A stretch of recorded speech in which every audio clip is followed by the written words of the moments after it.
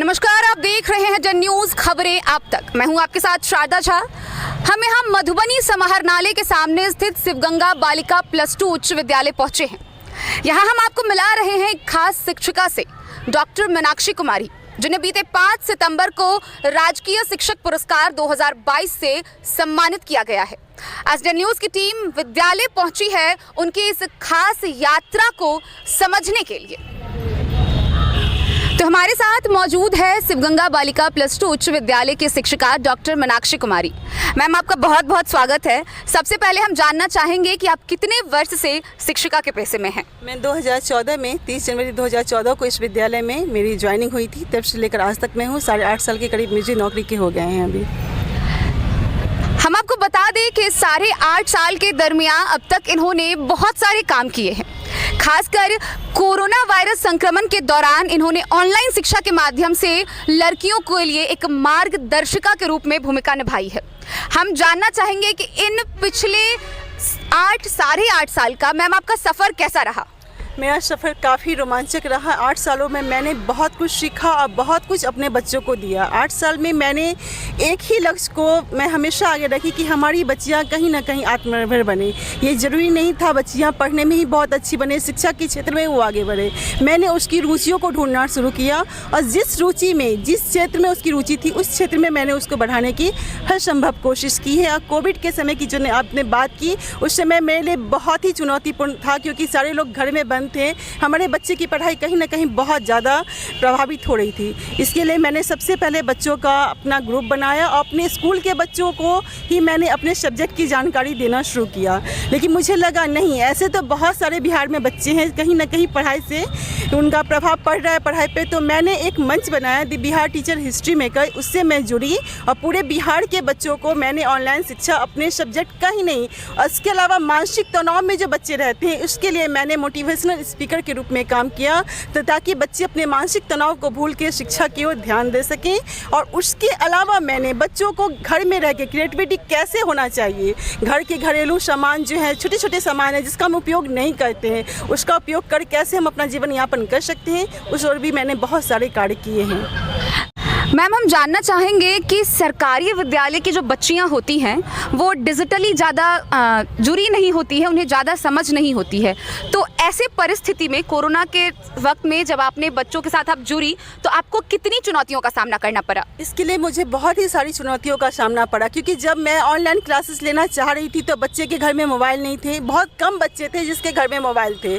मैंने जो बच्चे मोबाइल थे उनको मैंने पहले फ़ोन के द्वारा बताया कि मैं आपको लिंक भेजूँगी, आपको किस तरह से पढ़ाई करनी है। और आपके आसपास जो बच्चे हैं, तो कहा कि नहीं, उनके पास तो मोबाइल नहीं है, ये शिक्षा मैं कैसे दे सकती हूँ। तो मैंने उसके लिए ऑफलाइन वीडियोज़ भी बनाना शुरू किया। मैंने नोट्स बनाया। जिन बच्चों के घर में एंड्रॉयड मोबाइल नहीं था और जिन बच्चों के घर में मोबाइल था, मैंने उन बच्चों को कहा कि आप, अगर आपके आसपास के बच्चे हैं तो उसके द्वारा आप अपने घर पे बुला के, या पड़ोस में, ऐसा नहीं था कि उस समय बिल्कुल लोग ऐसा नहीं था जो आस पास जा सकते थे। मैंने वीडियोज़ के मामले में भी ऑफलाइन पढ़ा के भी मैंने उन लोगों का मार्गदर्शन किया, ताकि उनकी पढ़ाई निश्चित रूप से जारी रहे। और यही है कि हमारा रिजल्ट भी हमारे विद्यालय का बहुत ही अच्छा रहा, कोरोना के बावजूद भी। बहुत बहुत मैम आपको मुबारक कि आपके विद्यालय का रिजल्ट इतना अच्छा रहा। कोरोना जैसे समय में जहां सरकारी विद्यालय की बच्चियां विशेषतः इन सभी चीज़ों से अनजान थी, वैसे समय में एक सरकारी विद्यालय की शिक्षिका होकर ऊपर उठना, बच्चों को ऑनलाइन और ऑफलाइन माध्यम से जोड़ना, ये अपने आप में बहुत बड़ी बात है, ये अपने आप में एक बहुत बड़ी चुनौती है। तो सबसे पहले तो हम आपको शुक्रिया कहना चाहेंगे कि आपने इस चुनौती को पार किया। मैम, हमने जितना आपके बारे में पता किया है, तो इस दरमियान मुझे जितना पता चला है, तो आपने कई सारी बच्चियों का बाल विवाह भी रुकवाया है बिना उस बच्चियों के नाम बाहर आए हुए। तो इस क्षेत्र में आपने कैसे काम किया? इस क्षेत्र में शुरू में जब मैं विद्यालय आई तो देखा कि बहुत सारी बच्चियां ऐसी हैं जो स्कूल आने के बाद देखती उसकी शादी हो जाती है। बच्चियों से मैंने पूछा कि आप शादी के लिए तैयार थी, तो नहीं, बहुत सारी परेशानियां थी। मैंने एक तरह से मुहिम ही चला दिया, खुलेआम मैं हर क्लास में बच्चों को बोलती रही कि आप लोग के क्षेत्र में अगर आस पड़ोस में भी आपके किसी के घर में बाल विवाह की बात हो रही है या आपके घर में बाल विवाह की बात हो रही है, तो अपनी संकोच आके हमसे कहें।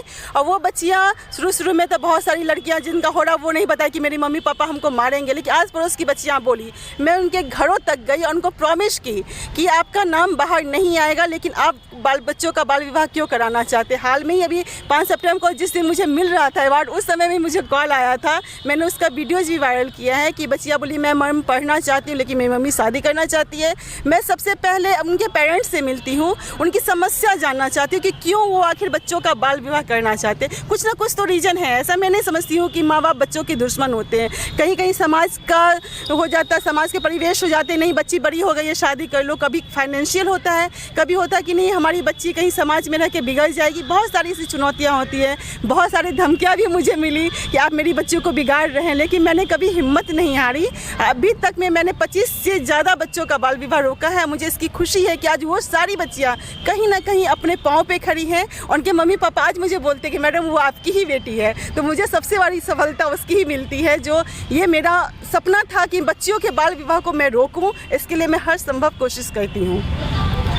जैसा कि आप जानते हैं कि ये विद्यालय बालिका विद्यालय है और यहाँ 9वीं से 12वीं तक की पढ़ाई चलती है और यहाँ बहुत सारी ऐसी बच्चियाँ आती हैं, छात्राएं आती हैं जिनकी कम उम्र में ही बालिग होने से पहले ही विवाह तय हो जाता है। और इस परिवेश में होकर बाल विवाह को रोकना अपने आप में एक बहुत बड़ा चुनौतीपूर्ण काम है। और इन चीज़ों से बाहर निकलकर जिस तरीके से शिक्षिका डॉक्टर मीनाक्षी कुमारी बाहर आई हैं, ये वाकई काबिले तारीफ है। इन सब के बावजूद एक मार्गदर्शिका के रूप में, एक कैरियर काउंसलिंग के रूप में, हाँ मैम हमने जितना पता किया है आप एक कैरियर काउंसलिंग के रूप में भी कार्य कर रही हैं, तो उसमें आपका क्या योगदान है, आप किस तरीके से कार्य कर रही हैं? मैं बच्चों के कैरियर को लेकर मैं पहले ही बताई कि जब मैं विद्यालय में आई थी, मेरे पापा का नहीं था कि शिक्षक ले मैं जाऊँ, लेकिन मैं बचपन से ही ये देख रही थी कि लड़कियां कहीं ना कहीं शोषित हो रही हैं और वो शोषण तब तक बंद नहीं होगा जब तक वो आत्मनिर्भर नहीं बनेंगी। मैंने इसी कारण इस क्षेत्र को चुना, चूँकि यह क्षेत्र ऐसा है क्योंकि बच्चियाँ, चूँकि गर्ल्स स्कूल है, यहाँ बच्चियाँ आती हैं। मैं आपको पहले भी बता चुकी हूँ कि हर बच्ची पढ़ने में अच्छी नहीं हो सकती। इसका मतलब वो ये नहीं है कि वो आत्मनिर्भर नहीं बन सकती है। मैंने बच्चियों के अंदर की रुचि को देखा और उस रुचि को कौन सा सब्जेक्ट लेकर वो आगे पढ़ सकती है उसको मैंने गाइडलाइन करना शुरू किया। मैं बिहार की, मधुबनी ज़िले की भी कैरियर पोर्टल की मैं मास्टर ट्रेनर हूँ और अपने स्कूल के बच्चे ही नहीं, बिहार के भी बच्चे मुझे कैरियर संबंधी बहुत सारी जानकारियाँ लेते हैं कि किस सब्जेक्ट को पढ़ने से हमें कहाँ कहाँ सफलता मिल सकती है और अगर मैं पढ़ने में अच्छी नहीं हूँ तो किस तरह मैं घर में रहकर व्यवसाय को खोल सकती हूँ, कर सकती हूँ। इस दौरान भी बहुत सारी बच्चियाँ जो हैं आत्मनिर्भर बन के बहुत जगह काम कर रही है। मैं आज भी उनसे जुड़ी हुई हूँ और मुझे अच्छा लगता है कि बच्चियाँ कहीं ना कहीं मेरी बातों को समझिए, आज भी मुझसे जुड़ी हुई हैं। बहुत बहुत धन्यवाद मैम। तो जैसा कि आप देख रहे हैं कि इस 8 वर्षों के सफ़र में ना केवल सिर्फ बच्चियों के लिए एक बेहतर शिक्षिका बनना, कोरोना जैसे समय में एक मार्गदर्शिका बनना, सरकारी विद्यालय जैसी छात्राओं के साथ इस परिवेश में रहकर भी कैरियर काउंसलिंग करना, अभिभावकों से बात करके उनका बाल विवाह रुकवाना, और अभी जैसे कि मैम आपने बताया कि आपने शिक्षा को लेकर एक मंच तैयार किया था, क्या नाम था उसका? मैंने the Bihar teacher history maker, वो मंच पहले से था लेकिन मैंने मधुबनी जिला के बच्चों को उससे जोड़ा। हर संभव मैंने कोशिश की बच्चे उससे जुड़े और इसके लिए पिछले साल मुझे अवार्ड भी मिला था पटना में जाके बहुत बड़े शिक्षाविदों के द्वारा, क्योंकि मैंने बहुत कम समय में बच्चों का सिलेबस ही नहीं कंप्लीट करवाया बल्कि क्रैश कोर्स करवा के कम समय में उनको अपने मैट्रिक और इंटर के एग्जामिनेशन के लिए प्रिपेयर करवाया था मैंने। ये बहुत बड़ी बात है कि कोरोना जैसे समय में जहां शिक्षा को लेकर इतनी चुनौतियां थी, उस जगह पे मैट्रिक और इंटर जैसे सिलेबस को कम समय में पूरा करवाना वाकई आप सम्मान की हकदार है। और इन सभी सफ़र को देखते हुए इस वर्ष 5 सितंबर 2022 को राजकीय शिक्षक पुरस्कार 2022 से इन्हें सम्मानित किया गया है। हम एक बार फिर गौरव करते हैं मधुबनी की धरती पर कि मधुबनी की धरती पर अभी भी ऐसी महिलाएं मौजूद हैं और आगे भी मौजूद होंगी जो अपने आप में एक मिसाल है, और इसी तरह डॉक्टर मीनाक्षी कुमारी की तरह उनसे इंस्पायर होके, उनसे प्रोत्साहित होके आगे भी अपना कार्य करती रहेंगी।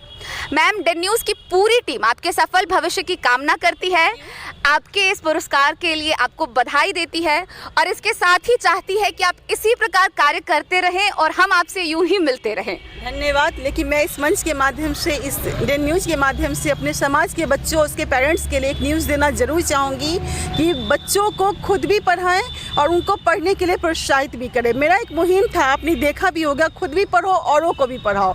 ये मेरा मुहिम इसलिए है कि सरकारी स्कूल में कहीं ना कहीं गरीब परिवार के बच्चे होते हैं, वो पढ़ना चाहते हैं लेकिन उनका आर्थिक स्थिति ऐसी नहीं होती है जो अपने मेडिकल इंजीनियरिंग, बहुत सारे ऐसे क्षेत्र हैं जिनकी पढ़ाई कर सके। मैंने इस क्षेत्र में भी ढेर सारे काम किए हैं। जो बच्चे मेडिकल की तैयारी कर रहे थे हमारे स्कूल के, मुझे जानकारी थी, और जो बच्चे के पास बुक नहीं है, मैंने उनके घर इंडिविजुअल जाके उनके पेरेंट्स से बात की, उन बच्चों को मदद करवाई। इसलिए मैं सारे बच्चों से यही कहना चाहूँगी कि आप जहाँ कहीं भी हो, अपनी शिक्षा को अपने तक ही न रखें, औरों में भी बांटें। शिक्षा कभी बांटने से कम नहीं होती है, जितना आप उसे बांटेंगे उतना ही आपका बढ़ेगा। आप निश्चित रूप से एक सामाजिक प्राणी के रूप में उभर कर आएंगे। बहुत बहुत धन्यवाद। आप देख रहे हैं DIN न्यूज, शारदा झा के साथ कैमरामैन सोनू मंडल, मधुबनी।